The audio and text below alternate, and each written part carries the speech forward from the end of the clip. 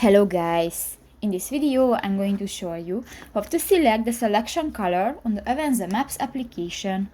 But first of all, I just want to mention, please don't forget to subscribe to our channel, because at 100,000 subscribers we are going to show you our YouTube revenue statistics and growth strategy how to make money online.